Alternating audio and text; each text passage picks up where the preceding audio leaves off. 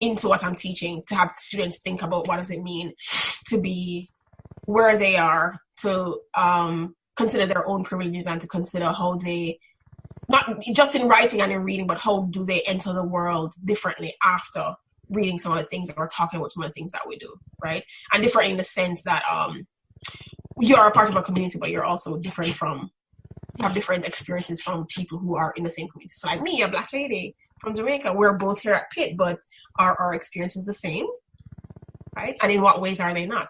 And in what ways are those problematic? So any question that has to do with structurally inequality, authority, privilege, stuff like that. Mm-hmm. And are those a reflection of your interests as a scholar and student, or is that stemming from somewhere else as like a person? I would say kind of 50-50. Yeah, because I do critical race stuff in my own graduate seminars, right? And I write about the Caribbean and geopolitical relationships with America. So there's like, that's already taking place. But I feel like part of that also is I've never been anywhere. I've never gone to a predominantly white university before Pitt. I've never lived anywhere with this many white people. And so that difference was really glaring to me, right? And so I guess my personal experience in trying to think through my own privilege in being in a place like this, and what do I leave with students as a non-white teacher in this space? You know, what do I want to think about, or what do I want to get from an experience of just like being in contact with someone like me? So I think it's kind of split between those two things. Gotcha. Okay. So has there been a time where you've experienced racism or sexism as related to your role as a GTA? And if so, would you mind telling me about it? Yes.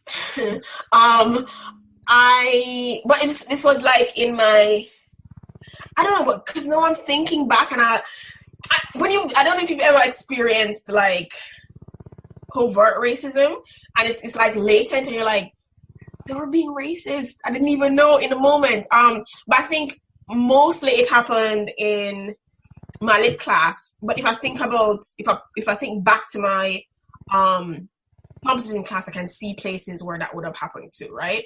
And so I taught at FIU for maybe like 2.5 years, 3 years.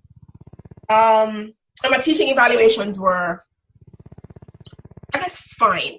There's always this one asshole who's like, he's the worst teacher in the world, and I expect to get an F. You know what I mean? There's always that one person. But like when I came to Pitt and my set of my teaching evaluations came through, there was something I noticed that routinely came up, and it was they don't think their work is being evaluated fairly. And I didn't know what that meant, right? Because like in my classes, I use syllabi. Not syllabi. I use rubrics. I use rubrics for every assignment. We'll go through the rubric. Okay, so this is what an A paper, this is what a B paper, this is what a C paper look like. If you have any problems, come to me to office hours. I leave copious amounts of comments on papers, particularly papers that are not like within the A-B range, like to show them, you know, here are the opportunities that you could have had to improve this paper and so on. And routinely it would come up that I do not evaluate their work fairly, that I'm a harsh grader. And at the end of my first course, 3 students reported me to the department for not evaluating the work fairly. And what came out of it was that they'd prefer for somebody else to like double check my grading. And I was like, what is happening here? This is crazy. I've never experienced it before. And I think the basis for that was me being like a foreign person grading English papers. I mean, to some extent, I don't even know if they believe that English is my first language because of the way I talk, right? So how can you like teaching English and grading English? So we prefer for somebody else to look at it. So there was that. Another thing that came up was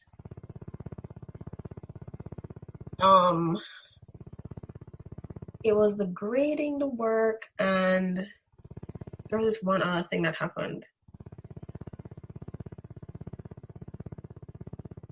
I can't remember now. I don't know to what extent I can separate feelings of racism and sexism, because I feel like they coincide, you know what I mean? I'm pretty sure some of these things would not have come up in classes with my white male cohort, right? I don't think, I could be wrong, but it doesn't process that way in my mind that they would ever intervene on what a white man has to say on their papers. There's this other thing I'm trying to remember, and I can't remember. It was the grading issue. Oh, and like they'd leave comments like, she seems really mean. Like, I wouldn't want to see her in office hours. And they're like, in brackets, they're right. I've never been to see her in office hours, but she just seems like somebody who'd be really mean, so I don't want to talk to her about my writing. Like, that's wild. Because I'm actually very cool and very nice in office hours. And nice overall. But I feel like it's a combination of my accent that's like, it's not tilting toward like maybe like a European accent where, you know, there are all these things attached to conceptions of people from Europe. From the islands. I have a relatively deep voice. Like, my manner of speaking is kind of strident. And so they take all these things together as me being like, oh, and they're like, she's aggressive. She's very aggressive. And you cannot, I don't feel comfortable in talking to class, in talking in class because she's so aggressive and she has strong ideas and opinions. I'm like, what the fuck is that? I mean, everybody has strong ideas and opinions. But like, it was really striking to me because I'm very hyper aware, and this comes from my training at FIU. I'm very hyper aware of allowing space for students to talk. So I'll say something, and I'll like literally be quiet for like 2 minutes. Does anybody have anything to add or share? No. And then that became a problem that I was like dominating class discussions and stuff like that.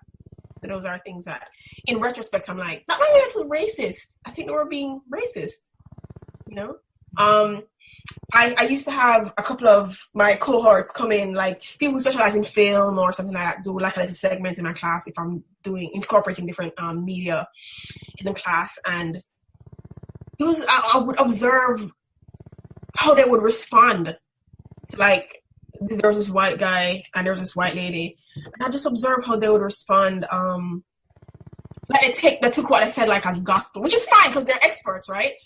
But in a way that they wouldn't question like this person knows what I know. And it's just like, in retrospect, these little things come back to me.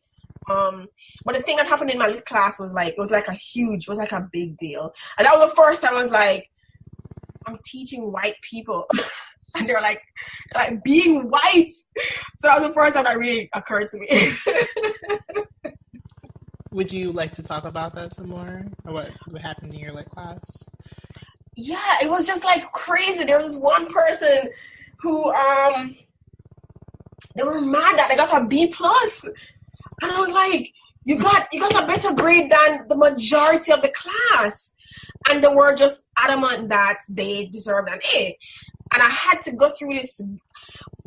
In one sense, it was valuable for me, right? Because I figured out, or I was able to justify my own pedagogy and said, this is why I do things the way I do. This is why I graded this paper this way. And this is how I explain to the student and so on. So I kind of got an understanding of what it means to be able to justify the things that you do in your classroom. It's just, I don't like pull these things on my ass, right? There's a reason and a logic behind it. And I have to be able to articulate that in a sensible way. So that was the value from it. But the other side of it was like, what does institutional support look like in the face of like threatening undergrads? Because they fund the institution, right? It's their money that keeps everything afloat. So what does it mean to support me as a grad student who still has to be accountable to the institution for the things I do, right? But in a way that doesn't make me feel like you may not think I know what I'm doing, so why am I here? You know what I mean? And so that was really eye-opening for me, and I think it kind of jaded me a bit to my position or the position I occupy in the institution, where they do give me classes to teach. I am for all intents and purposes, I am a lecturer or whatever, but I'm still indebted to them in some way for making sure that undergrads feel good about their shitty work, which is, you know what I mean? Which is like really weird to me. This other girl just like outright lied. And I had to do all these like audits. I use CourseWeb. So I had to do all these audits and pull down all these reports to show that what I was saying that she actually did. And I mean, I don't expect them to take my word for it, right? But it just felt to me that I was put on the defensive needlessly, like having to defend rigorously what it is, the decisions that I made. And I even had sent her an email saying, okay, so I looked into all these things and I find that you've misrepresented the truth in a few instances, and this is really concerning to me. And I was told that I should modulate my tone in emails. I'm like, well, she's fucking lying. Do you want me to say she's fucking lying, or do you want me to say she's misrepresenting the truth? It's like the tamest way I could put that. And just learning like these institutional maneuvers was really, I was like, I'm trying to do my work. You know what I mean? I have papers to write, I have stuff to read. I'm trying to do my work. I cannot have this consume or dominate my experience here. And so that was a real turning point in determining what our battles were. Does that make sense? You know what I mean? So do I want to fight with undergrads for between a B plus and an A every semester, or do I want to write my project papers and get to my comp exams and do what the hell I have to do, right? Like, how important are these things? And I think I was torn between, it's really important because I want to assert myself as a knowledgeable instructor, right? Like, I know what I mean. I've been trained well and I've been doing this for a while. I haven't been doing it for 20 years, but I've been doing it for a significant amount of time. Don't assume that I'm a new teacher who doesn't know what it is to like interact with students in this way. But at the same time, I really do want to finish before our funding runs out. So do I want to have these delays, right? But another thing that happened was in the interaction with the institution regarding some of these problem students or issues was the assumption that I didn't know how to be a professional. And so like I take it it was like in some ways a personal vendetta against students. And one of the comments I got, in the feedback I got was, this is not unusual for new instructors to feel this way. And I was just like, I'm not a new instructor. If you had looked into my past, I mean, by no means am I like a 20-year veteran, right? But up to this point, I have taught like 250 students. I don't think that classifies as new.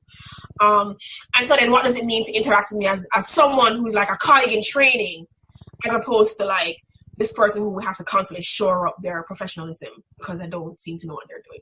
So that was just like, that was horrible. And really shifted how I think about teaching in general. And that's what I was saying before, like, I'm trying to move into a more collaborative based environment. And so like in my later classes,